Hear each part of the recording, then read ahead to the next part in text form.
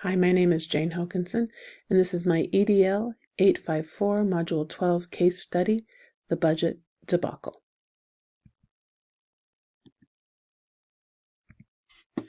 Briardale is one of 6 elementary schools in town with 600 students, K-5. There's a new parent representative for our Briardale Foundation. The foundation raises money each year for our school's supplemental curriculum needs. This year, the new foundation president is Mr. Barely. He is a Harvard graduate and was looking to raise more money than ever to allow us to purchase more innovative supplemental programs. Mr. Barely changed the parent foundation fundraiser to a cash raffle. The night of the raffle, the police were sent a tip concerning the event. Mr. Barely was arrested and charged with a misdemeanor for a gambling crime. The known issues: legally, depending on the state, a raffle is illegal to hold. If it is legal in the state, there are rules for who can and can't participate. Ethically, even if it's conducted in a state where it is legal, is it a good form of practice to have gambling in a school setting? And who should and shouldn't participate? Summary sentence: in order to provide the school with the most successful fundraiser ever, Briardale Foundation President Mr. Barely conducted a raffle for cash event. He was arrested and convicted that night of a misdemeanor for his role in the event. The facts: what we know and what we don't know. The case study gave us a lot of things to fill in with the known. What I want to concentrate right now is what we don't know. Do the foundation members have a background and knowledge of state law? How competitive is the other president? Who was the tipster? And how long has Mr. Santos been a principal? We don't know what state this is located in, and we don't know what the policies for fundraising are in the district. As stated in the case study, people are very unsure of what the formula for funding is. That's something that the superintendent does hold closely. We don't know if there's a school representative on the foundation committee and who oversees the foundation. Questions that we need to consider: could this situation be damaging to the community? Definitely. Do individual groups have an important stake in the outcome? Yes. Have all the stakeholders been consulted? According to the case study, it doesn't seem like there has been. Can I learn more about the situation? I certainly can. And with all of those things to consider, do I have enough information to make a decision to respond? I don't think I do. I think I have a few more things I need to find out. I definitely need to consult legal counsel, knowing exactly what is needed in our state, if it's illegal or legal. I do need to consult the superintendent and board members. It doesn't sound like that has been done yet. I need to know if we are in a state where raffles are legal. So are there restrictions, licensing laws that need to be followed? And I do need to gain some information from Mr. Barely. My options, I see I have 3 of them. No action. Option 2, just ask Mr. Barely to resign, and since I am an overseer of the school and school activity, hand in my resignation.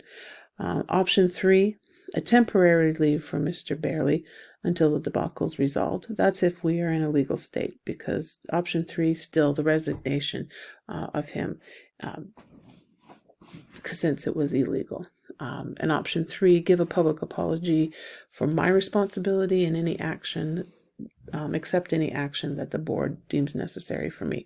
If they feel like I need to resign or they need to fire me, then so be it. But also, in option 3, definitely clarity needs to be given for the fundraising guidelines and more. Evaluating my options. When it comes to no action, no stress on my part. However, nothing gets resolved.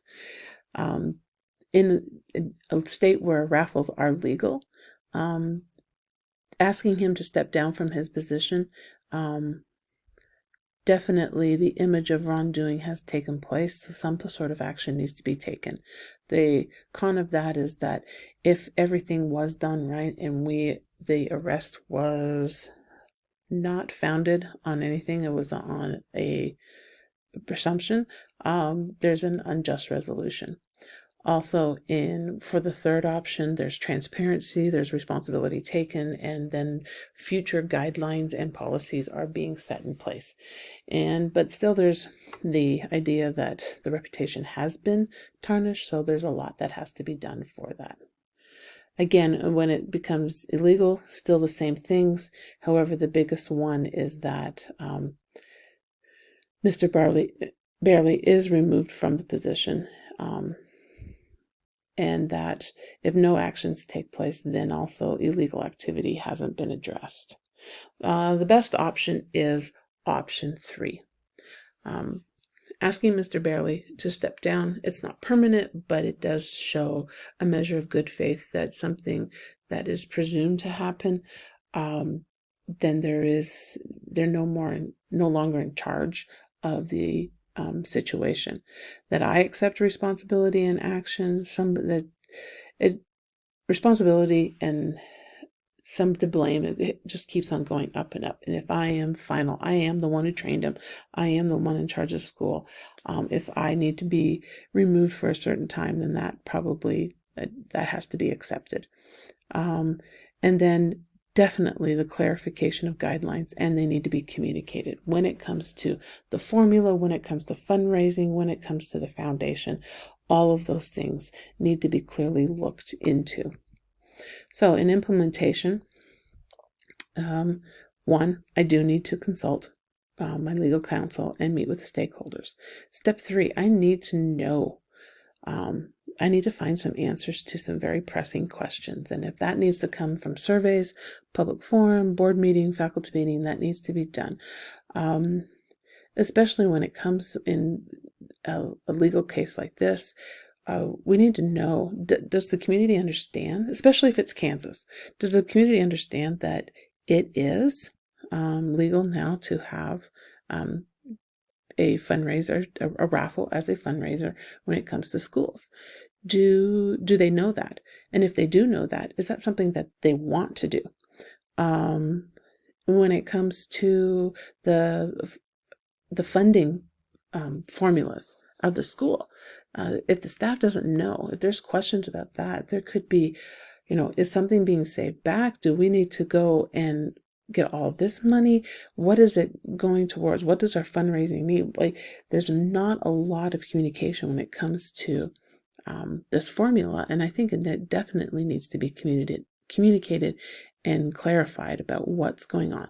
But how do we get the money that we are given by this, by the state, by the local authorities, and then the foundation, that needs to be what do you want from the foundation? Who can be a part of the foundation? What do we know about that? And I think there just needs to be a lot of talk in the community about that. Then we need to set up the guidelines and policies and procedures. Guidelines about what does fundraising look like in our community. Definitely, is it something, even though it is legal, do we want to happen? Do we turn off people from our school district if we do have a fundraiser? Do we raffle off? Should a school be associated with a raffle of raffling off a gun to gain money? Yes, it's going to bring in a lot of money, but is that what we want to be associated with? Should there be some representation from the school that understands school setting and school idea and maybe some school law to bring into the foundation as just a school representative? And then what are proper procedures that needs to be done if we are in a state, again, like Kansas, where raffles are allowed? Do we follow the law? Do we have to get a license? How long do we have to have it? How long is the license good for? All of those probably need to be outlined. They need to be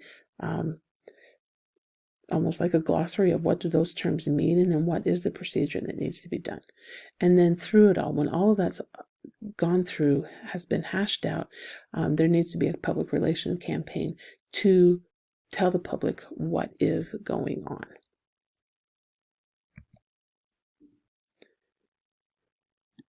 My takeaways and reflections of this case, definitely on an ethical sense. If it is legal, like I found out in Kansas it is now, is it still the right thing to do? That's always an ethical issue. Yes, raffles, when the community knows that you're going to get something big out of it, they're willing to put more into it, and so it could be a great moneymaker. But then again, is that a gaming of chance is something that you want to do with money that is, allocated to a school? Definitely in assumptions. A lot of times in the education world, we live in a bubble. We know our words. We understand the vocabulary that we talk. We've been taught the implications of what we can and can't do within the law. Sometimes the outside world doesn't know that. So definitely in the training that Mr. Santos gave Mr. Barely, there might have been things that just overlooked that, oh, you should know that. That's common sense in an education world. But is it common sense to those people coming from the outside world in? So definitely you have to not have those assumptions and just be very clear about a lot of things. And it is always good to review procedures. If everything's going great, that's great, but it doesn't mean everything's going to go great in the future.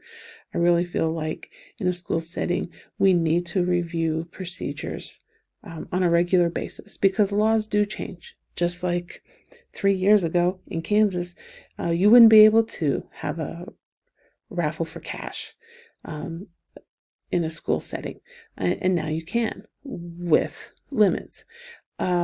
So we always need to have an ongoing review process of what our policies, what our procedures are, and are they being communicated? Even though Briardale has a very stable staff, what's not consistent is the foundation presidents. That has been changing. So I think it really is a good idea to always keep almost a review panel in place of what procedures we have so that they are up to date and they do reflect not only the school community but the community that we serve. Thank you very much. Here are my resources.